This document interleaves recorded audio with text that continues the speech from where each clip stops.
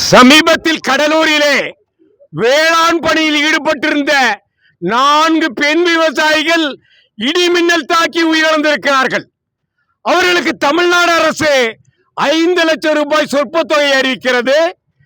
கள்ளக்குறிச்சியிலே கள்ளச்சாராயம் குடித்தவர்களுக்கு உயிரிழந்தவர்களுக்கு 10 லட்சம் அறிவிக்கிறது.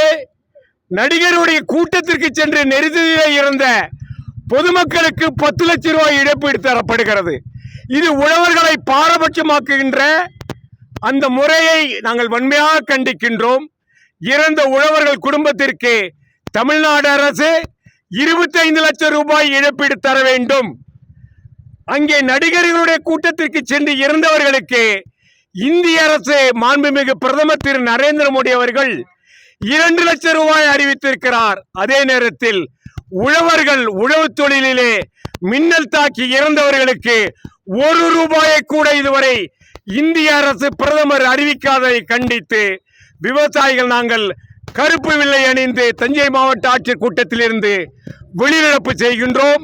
இன்றைக்கு 17% ஈரப்பதமுள்ள நெல்லை தான் கொள்முதல் செய்ய முடியும் என்கிற நிலைமையில் மாநில அரசு இருந்து கொண்டிருக்கின்றது.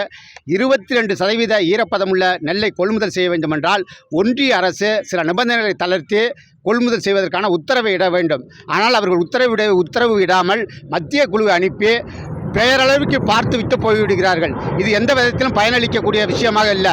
இன்னைக்கு தமிழக அரசாங்கம் என்பது ஒரு ஏஜெண்டாக செயல்படுகிறது. மத்திய அரசு தான் நெல்லை கொள்முதல் பண்ணுது. மாநில அரசுக்கு அந்த அதிகாரத்தை வழங்க வேண்டும். மாநில அரசு நெல் கொள்முதல் செய்வதற்கான அதிகாரத்தை மத்திய அரசு உடனடியாக வழங்க வேண்டும்.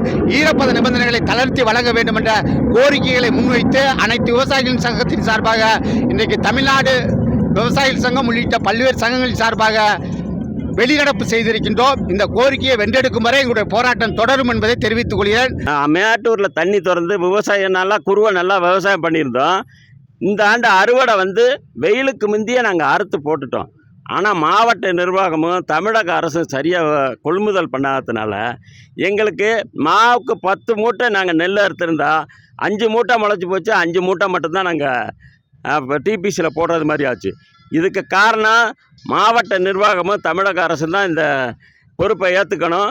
அதனால் ஏக்கருக்கு எங்களுக்கு 30,000 ரூபா நிவாரணம் வழங்கணும்னு தமிழக அரசை கேட்டிருக்கோம். இப்போ நாங்கள் இருமுடி கட்டி கொண்டு இப்போ நெல்லை கொண்டாந்து முளைச்ச நெல்லை காமிச்சிருக்கோம் மாவட்ட ஆட்சியர்கிட்ட.